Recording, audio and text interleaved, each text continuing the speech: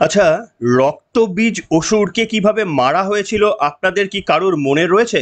এই মুহূর্তে আমি ঠিক মনে করতে পারছি না। দেবতারা যখন রক্তবীজের গলাটা কেটে দিয়েছিল, ভেবেছিল ব্যাস এবার বোধহয় সমস্যার সমাধান। তারপরে তারা চমকে দেখেছিল ওই রক্তবীজের প্রত্যেকটা রক্তের কোণা থেকে আরও একটা করে রক্তবীজের জন্ম হচ্ছিল। এই পৌরাণিক গল্পটা নিশ্চিতভাবে আপনাদের সকলেরই জানা রয়েছে। কিন্তু আজকে পশ্চিমবঙ্গ বা আমাদের সমাজের যারা রক্তবীজ, সেই রক্তবীজকে যখন একজনকে ধরে বা তাদেরকে গ্রেপ্তার করে আমরা আনন্দে উল্লাসিত হচ্ছি, ভাবছি বোধহয় ব্যাস অনেকটা বোধহয় জঞ্জাল সাফ হয়ে গেল। জঞ্জাল সাফাই যে অভিযান চলছে তার মধ্যে নিশ্চিতভাবে একটা বড় জঞ্জালকে হয়তো সরানো গেল। তখন কিন্তু এই রক্তবীজের গল্পটা আমাদের মনে রাখতে হবে। এবং এই বক্তব্য আমি নয়, তৃণমূল কংগ্রেসের নেতৃত্বরা বারবার বলেছিলেন। অনুব্রত মণ্ডল ঠিক যখন গ্রেপ্তার হয়েছিলেন, তৃণমূল কংগ্রেসের ছোট বড় মাঝারি একাধিক নেতৃত্ব বলতে শুরু করেছিলেন যে একটা অনুব্রত মণ্ডলকে গ্রেপ্তার করলে হাজারো অনুব্রত মণ্ডল তৈরি হবে। তো যাই হোক, আপনারা জানেন গতকাল টানা 15 দিন জিজ্ঞাসাবাদের পর হঠাৎ করেই সিবিআই একেবারে রাত্রির বেলায় সন্দীপ ঘোষ, প্রাক্তন আরজিকর হাসপাতালের অধ্যক্ষ, যাকে সব থেকে বেশি সাসপিশিয়াস বলে মনে হচ্ছে এবং যার সম্পর্কে এমন কোনো ঘৃণ্য ভাষণ নেই, যে আরজিকরের ডাক্তার থেকে যে কোনো ডাক্তাররা তার বিরুদ্ধে বলছেন না, এহেন মহাপুরুষকে অবশেষে 15 দিন পর দুর্নীতি দমন শাখার অফিসাররা সিবিআই এর তাকে গ্রেপ্তার করেছেন। কিন্তু ওই যে তাকে গ্রেপ্তার করার পরেই যে প্রশ্নটা আমার মনে আসলো সেটা হচ্ছে রক্তবীজের কাহিনী। এই যে ধরুন পার্থ চট্টোপাধ্যায় থেকে শুরু করে মানিক ভট্টাচার্য, অনুব্রত মণ্ডল, এত শত তৃণমূল কংগ্রেসের নেতৃত্ব, শিক্ষা দপ্তর, রেশনের কেউ কেউ, বালু মল্লিক, এত তৃণমূল কংগ্রেসের নেতৃত্ব বা সরকারি আধিকারিকরা এই মুহূর্তে জেলে রয়েছে, যারা দুর্নীতির দায়ে দীর্ঘদিন ধরে জেলবন্দি।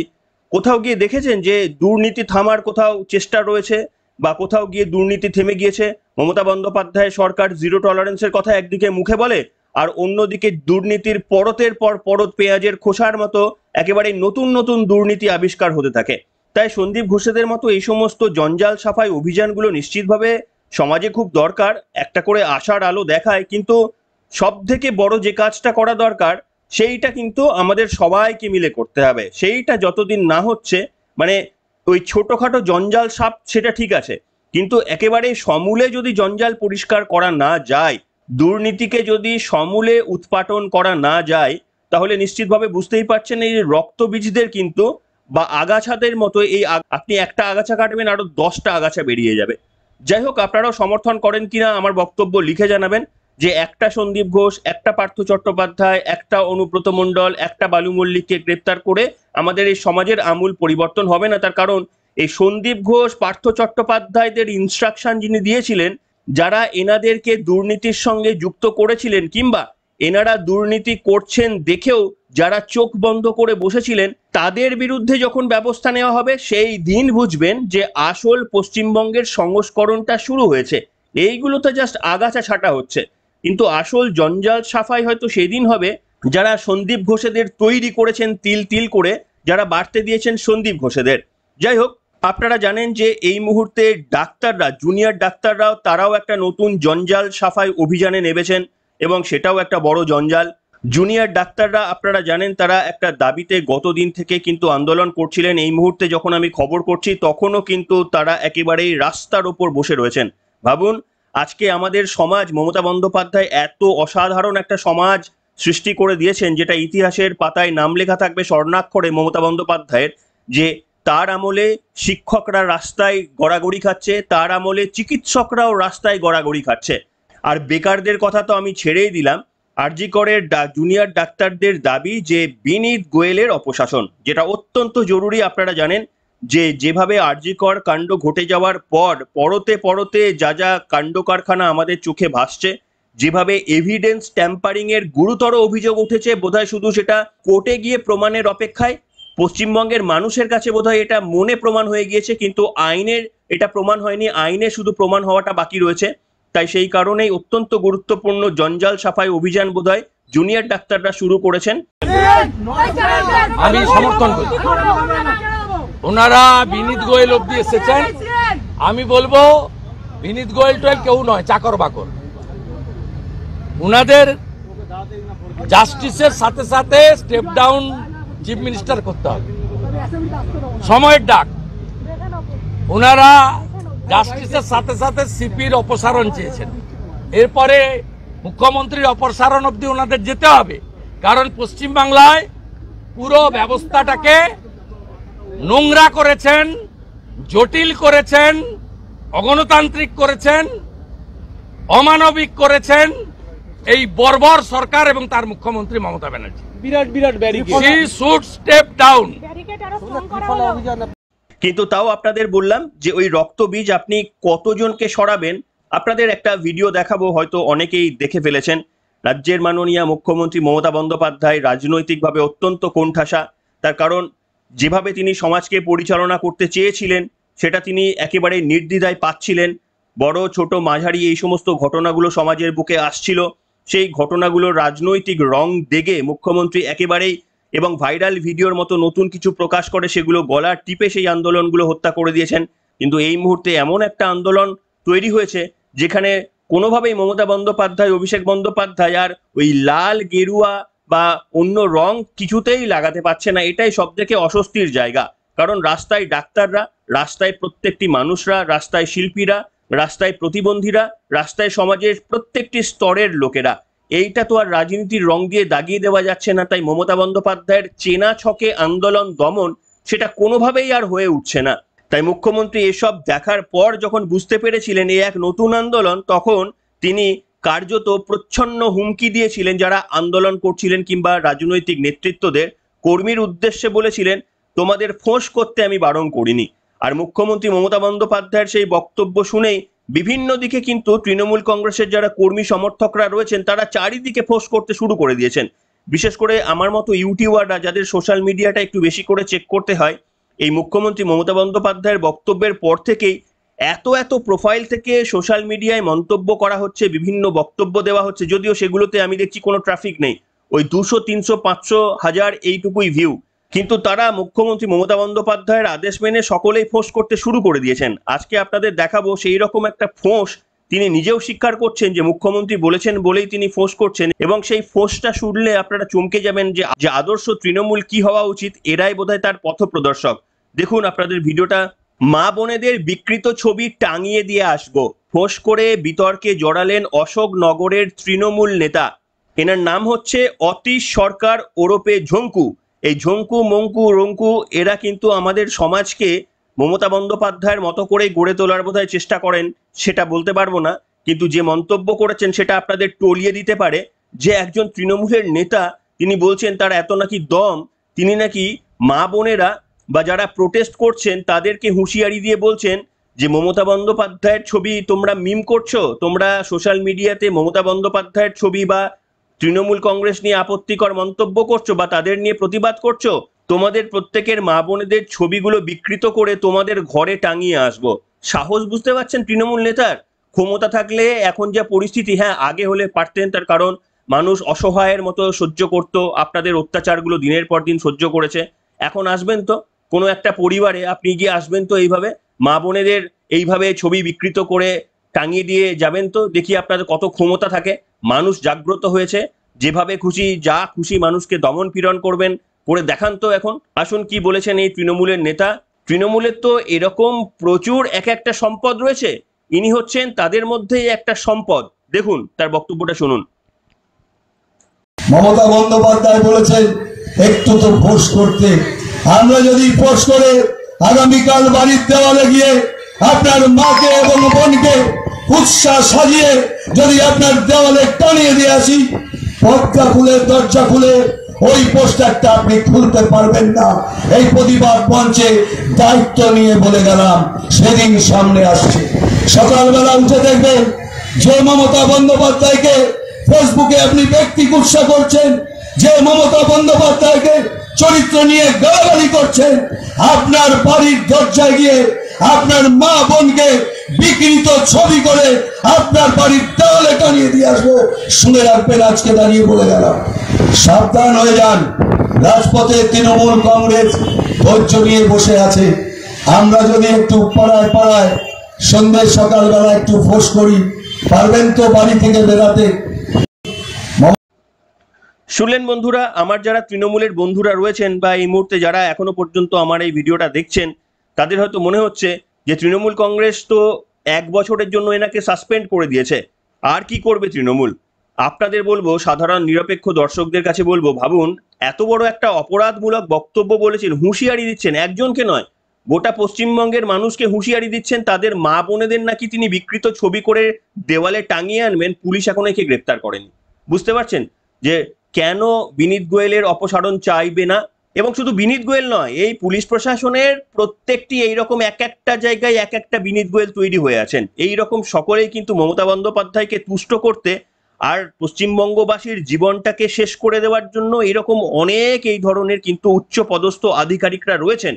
তাই ভাবুন যে এই লোকটি এত বড় একটা অপরাধমূলক বক্তব্য রাখার পরেও তাকে গ্রেপ্তার করতে পারে না আমাদের এই রাজ্যের পুলিশ প্রশাসন।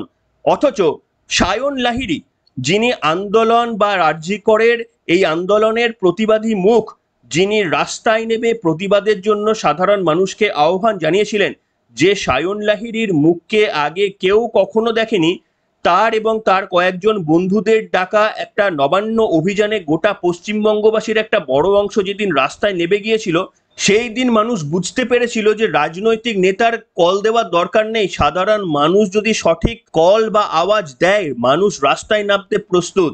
সেই সায়ন লাহিড়ীকে কিভাবে গ্রেপ্তার করে দেওয়া হয়েছিল খুনের ষড়যন্ত্রের অভিযোগে, এবং মারাত্মক মারাত্মক তার বিরুদ্ধে ধারা দেওয়া হয়েছিল, তাকে গ্রেপ্তার করা হয়েছিল। যদিও অমৃতা সিনহা তার নির্দেশে পরিষ্কারভাবে বলে দিয়েছিলেন যে এনাকে ছাড়তে হবে। আপনাদের একটা পর্বে শুনিয়েছিলাম যে রাজ্যের অ্যাডভোকেট জেনারেল কিশোর দত্ত কত আপ্রাণ চেষ্টা করেছিলেন যাতে এর জেলবন্দি বা মুক্তি না হয়, আপ্রাণ চেষ্টা করেছিলেন। আমি এতটা আপ্রাণ চেষ্টা করতে দেখিনি। সেই শুনানির অনেক পর্ব আপনাদের শুনিয়েছি, এখনো পর্যন্ত যারা দেখেননি আমার ভিডিওগুলো সার্চ করে দেখে নিতে পারেন। এবং এই প্রসঙ্গেই আপনাদের দেখাবো পশ্চিমবঙ্গের সাধারণ মানুষের জন্য অমৃতা সিনহার এই ভূমিকা, সত্যি তাকে একজন সমাজ সংস্কারক হিসাবেই কিন্তু পশ্চিমবঙ্গের মানুষ আগামী দিনে অন্তত মনে রাখবে। তখন দেখুন তাকে কিভাবে কুরুচিকর আক্রমণের মধ্যে পড়তে হচ্ছে তৃণমূল কংগ্রেসের সমর্থকদের। কি লেখা রয়েছে দেখুন, অমিত শাহ বাবু আগামী বিধানসভা বা লোকসভায় কিন্তু অমৃতা সিনহাকে একটা ভালো আসন থেকে টিকিট দিতেই হবে, প্রচুর লেবার দিচ্ছেন, একদম ডেডিকেটেড পার্টি কার্যকর্তা, প্লিজ এটা আমাদের রিকোয়েস্ট। বুঝতে পারছেন, এইটা হচ্ছে তৃণমূল কংগ্রেস, আর এটা হচ্ছে তৃণমূল কংগ্রেসের রুচি, তাদের সমর্থকদের, তাদের নেতৃত্বদের এক একটা অংশের তাদের রুচি হচ্ছে এইটা। জাস্টিস অমৃতা সিনহাকেও কিভাবে বিচারপতিদের যে আক্রমণ করা যায় না, সেটা তো তৃণমূল জামানায় তৃণমূল নেত্রী ভুলিয়ে দিয়েছেন, তাদের সব কর্মী সমর্থকদের হয়তো ভুলিয়ে দিয়েছেন। তার কারণ মমতা বন্দ্যোপাধ্যায়, অভিষেক বন্দ্যোপাধ্যায় যদি নাম করে আক্রমণ করতে পারেন, তাহলে এই সমস্ত চেলাচামুন্ডেরা তো আক্রমণ করবেন, এটার অবাক হওয়ার কি রয়েছে। যে বিচারপতিকে আমরা পশ্চিমবঙ্গের সকলে মাথায় তুলে রাখি, তাকে কিভাবে নর্দমায় টেনে নামাচ্ছেন তৃণমূল কংগ্রেসের লোকেরা, ভাবতে পারেন যে এই তৃণমূল কংগ্রেস আরো যদি 10টি বছর, আরো যদি 20টি বছর পশ্চিমবঙ্গে থেকে যায়, কোন অবস্থায় আমাদের নিয়ে চলে যাবে বুঝতে পারছেন। বিচার ব্যবস্থাটা এরা বোধহয় উঠিয়ে দেবে, এই রকম জায়গায় বোধহয় আমরা চলে আসছিলাম। তার প্রমাণ আপনাদের দিলাম যে আগে কখনো আমরা দেখিনি যে বিচারপতিদের নিয়ে এই রকম প্রকাশ্যে মন্তব্য করা যায়, আর মন্তব্য করেও সব থেকে বড় ব্যাপার হচ্ছে পার পেয়ে যাওয়া যায়। পুলিশ প্রশাসন কিন্তু কোনো ভূমিকা নেই, পুলিশ প্রশাসন প্রোটেস্টারদের গলা টিপে ধরবে। আপনি যদি প্রতিবাদ জানিয়ে কোনো একটা মন্তব্য করতে গিয়ে ছোট কিছু ভুল করে ফেলেন, তাহলে পুলিশ প্রশাসন সঙ্গে সঙ্গে আপনার বিরুদ্ধে একেবারে কমপ্লেন বা নোটিশ বা এফআইআর রুজু করে দেবে। অথচ এদের জন্য পুলিশ প্রশাসনের চোখ কিন্তু বন্ধ। এই কারণেই লড়াইটা কিন্তু পশ্চিমবঙ্গের পুলিশের বিরুদ্ধে সম্ভবত এই মুহূর্তে হয়ে দাঁড়িয়েছে, যেটা হওয়া উচিত ছিল না। এই অংশে শুভেন্দু অধিকারীর ছোট্ট একটা বক্তব্য শোনাবো। এবারে আন্দোলনটা পুলিশের বিরুদ্ধে সময় এসে গেছে। আজকে সুপ্রিম কোর্টে বিনীত গোয়েল আর তার মালিক মমতা ব্যানার্জি থাপ্পড় খেয়েছে, এক লাইন অর্ডার দেয়নি, শুনে ডিসমিস করে দিয়েছে এসএলপি। লজ্জা ছাড়া মমতা ব্যানার্জি। সুপ্রিম কোর্ট আজকে বিনীত গোয়েল, মমতা ব্যানার্জি, রাজীব কুমারকে একসঙ্গে থাপ্পড় লাগিয়েছে, এদের লজ্জা আছে? যাই হোক, এটা কিন্তু অনভিপ্রেত যে একটা সমাজে লড়াইটা রাজনৈতিক দলের বিরুদ্ধে হতে পারে, কিন্তু লড়াইটা পুলিশেরও বিরুদ্ধে, এইটা কিন্তু অত্যন্ত একটা মানে মানে অসুস্থ সমাজের লক্ষণ। যাই হোক, আপনাদের সেই প্রসঙ্গে ফিরে আসব যে মমতা বন্দ্যোপাধ্যায়ের পুলিশ প্রশাসন কতটা অনিরপেক্ষ সেটা আপনারা দেখাবো। যে ওই সমস্ত কমেন্টগুলো যারা করছেন, যারা এই সমস্ত বক্তব্য রাখছেন, দেওয়ালে নাকি মা বোনেদের বিকৃত ছবি টাঙিয়ে দেবেন, পুলিশ প্রশাসন কিচ্ছু করে না, তাদের বিরুদ্ধে পুলিশ প্রশাসন কিচ্ছু করে না, সায়ন লাহিড়ীদের গলা টিপে আন্দোলন দমানোর চেষ্টা করেন। এবং আপনারা জানেন যে যখন এই সায়ন লাহিড়ী, অনামী সায়ন লাহিড়ী ছাড় পেয়ে গিয়েছিলেন, আমার আপনার করের টাকা খরচা করে মমতা বন্দ্যোপাধ্যায়ের সরকার এনার এগেনস্টে সুপ্রিম কোর্টে চলে গিয়েছিলেন। ভাবতে পারেন, তৃণমূল কংগ্রেসের এই সমস্ত খুচরো নেতাগুলো প্রকাশ্যে হুমকি দিচ্ছে, পুলিশ প্রশাসন কিছু করতে পারছে না, অ্যারেস্ট তো দূরের কথা, কোনো নোটিশও পর্যন্ত তাদের দিতে পারছে না।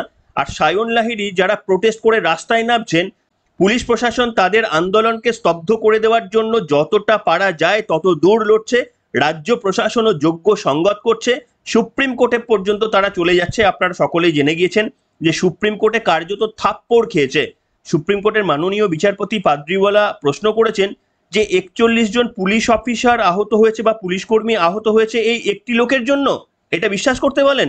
একেবারে সুপ্রিম কোর্ট থেকে বলা হয়েছে যে কলকাতা হাইকোর্টের যা রায় আছে এনাকে জামিনে মুক্তি দেওয়া, তার অন্যথা কোনো আমরা দেখছি না, এবং মামলাটি একেবারেই পত্রপাঠ খারিজ করে দেওয়া হয়েছে সুপ্রিম কোর্টে। এই হচ্ছে মমতা বন্দ্যোপাধ্যায়ের সরকারের অবস্থান, এই হচ্ছে মমতা বন্দ্যোপাধ্যায়ের প্রশাসনের অবস্থান। এবার আপনারা কি মেলাতে পারবেন যে কেন আমি প্রথমটা বলে শুরু করলাম রক্তবীজের তত্ত্ব? এই একটা সন্দীপ ঘোষ, একটা পার্থ চট্টোপাধ্যায়, এদের গ্রেপ্তার করে কি হবে বলুন তো? সত্যি বলুন না, আপনারা দয়া করে কমেন্ট বক্সে লিখে জানান না, আপনারা কি মনে করেন একটা সন্দীপ ঘোষকে গ্রেপ্তার করলে গোটা স্বাস্থ্য ব্যবস্থা একেবারেই শুদ্ধ হয়ে যাবে? আরে সন্দীপ ঘোষের জায়গা নেওয়ার জন্য এইরকম অসাধু ডাক্তাররা মুখিয়ে রয়েছেন। সন্দীপ ঘোষের চেয়ারটা খালি হলে মমতা বন্দ্যোপাধ্যায়কে তুষ্ট করে সন্দীপ ঘোষের থেকেও মেবি আরো আগ্রাসন নীতি নিয়ে তাদের সাম্রাজ্য বিস্তার করবে এইরকম ডাক্তার বা এইরকম দুষ্কৃতকারীর হয়তো অভাব নেই। তাই আপনারা লিখে জানান এই জঞ্জাল সাফাই অভিযানটা কত দূর পর্যন্ত না গেলে পশ্চিমবঙ্গের সত্যি পশ্চিমবঙ্গের মানুষের হাসি ফুটবে না। সর্বশেষে আরো একটা বক্তব্য বলে আজকের পর্ব শেষ করব, সেটা হচ্ছে যার নাম না বললেই নয়, সেটা হচ্ছে আক্তার আলী। এই আক্তার আলী এত সুন্দরভাবে এভিডেন্স দিনের পর দিন তিনি জোগাড় করেছেন, আমাদের রাজ্যের স্বাস্থ্য দপ্তরেও দিয়েছেন, কিন্তু ভাবুন সন্দীপ ঘোষকে সিবিআই তদন্ত করে অ্যারেস্ট করে দেওয়ার পরেও আমাদের এই রাজ্যের স্বাস্থ্য ভবন এখনো পর্যন্ত সন্দীপ ঘোষকে সাসপেন্ড করতে পারেনি। এই হচ্ছে আমাদের রাজ্য সরকারের অবস্থান। সে যাই হোক, এই আক্তার আলী তিনি কিন্তু সংখ্যালঘু মুসলিম সম্প্রদায়ের মানুষ। তিনি দেখুন সমাজকে শুদ্ধ করার জন্য যা যা কাজ করেছেন। আচ্ছা, আমি সংখ্যালঘু সম্প্রদায়ের যারা দেখছেন আমার পর্বটি তাদের কাছে প্রশ্ন তুলতে চাই। মমতা বন্দ্যোপাধ্যায় তো অনেকেই বলেন যে সংখ্যালঘু মানুষদের তোষণ করেন, আক্তার আলীর মতো মুখগুলো কি মমতা বন্দ্যোপাধ্যায় তোষণ করতে পারবেন? আমি চাই সত্যি আমরা সেই দিন হয়তো খুব খুশি হব যে আক্তার আলীর মতো যারা নেতৃত্বরা রয়েছেন বা যারা এরকম সমাজ সংস্কারকের ভূমিকায় আসছেন, মমতা বন্দ্যোপাধ্যায় এদেরকে কবে পছন্দ করবেন? সন্দীপ ঘোষকে পছন্দ না করে আক্তার আলীকে কবে পছন্দ করবেন? এটা কিন্তু আমি একজন হিন্দু হয়েও চাই। এটা বোঝানোর জন্য আপনাদের বলছি যে দুর্নীতি বা সমাজের অগ্রগতির জন্য হিন্দু মুসলিম এই কথাটা একেবারে রাজনৈতিক ন্যারেটিভ, আমরা এটাকে পছন্দ করি না। কিন্তু আপনারা আজকে উত্তর দিন যে মমতা বন্দ্যোপাধ্যায়কে আপনারা বলেন সংখ্যালঘু তোষণ করেন, তাহলে এই আক্তার আলীদের সযত্নে লালন পালন কেন করেন না মুখ্যমন্ত্রী বলুন তো? সংখ্যালঘু সম্প্রদায়ের মানুষরা আপনারা উত্তর দিন। আপনারা কি চান না যে আপনাদের সম্প্রদায় থেকে আরো বেশি আক্তার আলীরা উঠে আসুক? নাকি আপনারা চান আপনাদের সম্প্রদায় থেকে শেখ শাহজাহানের মতো মুখ উঠে আসুক, আপনাদের সম্প্রদায় থেকে জেসিবির মতো মুখ উঠে আসুক? নিশ্চিতভাবে আপনারা কেউ চান না, এটা আমি বিশ্বাস করি। তাহলে আক্তার আলীর মতো মুখগুলোকে যেন এই রাজ্য প্রশাসন অবহেলাক্রমে ছুঁড়ে ফেলে না দেয়, যেটা তারা করেছিল। এই আক্তার আলী বারবার বিভিন্ন দপ্তরে, রাজ্য প্রশাসনের দপ্তরে ঘুরে ঘুরে এই সন্দীপ ঘোষ কি কি করছে সব বলার চেষ্টা করেছিল। কেউ কর্ণপাত তো করেনি, উল্টে তার শাস্তি হিসাবে তার পানিশমেন্ট পোস্টিং হয়ে গিয়েছিল। এবার আপনারা বলুন, সংখ্যালঘু সম্প্রদায়, সংখ্যাগুরু সম্প্রদায়, আপনারা বলুন যে ধর্মের তার মানে কি সত্যি কি মমতা বন্দ্যোপাধ্যায় মুসলিমদের ভালোবাসেন, মুসলিমদের কি তোষণ করেন, সত্যি কি আপনারা মনে করেন? তাহলে আক্তার আলীও তো ওই সম্প্রদায়ের, কেন আক্তার আলীকে মুখ্যমন্ত্রী এতটা পছন্দ করবেন না? আসলে তো আক্তার আলীকেই তো পছন্দ করা উচিত, তার কারণ ইনি সমাজ সংস্কারকের ভূমিকা পালন করছেন। অসাধারণ এইরকম আক্তার আলী আপনাদের সম্প্রদায়ে প্রচুর মানুষ রয়েছে। তাই এই সমস্ত মানুষগুলো যেন আপনাদের সম্প্রদায় থেকে এগিয়ে আসে, আশা করি আপনারাও চাইবেন, আমরাও চাইবো। রাজ্যের মাননীয় মুখ্যমন্ত্রী তারও হয়তো চাওয়া উচিত, কিন্তু তিনি কি চাইছেন? এটাই সব থেকে বড় প্রশ্ন। কি লিখবেন আপনারা লিখে জানান। সন্দীপ ঘোষের এই গ্রেপ্তারিতে আপনারা কতটা আশান্বিত লিখে জানান আজকের পর্বে। এখনকার মতো এখানে শেষ করলাম।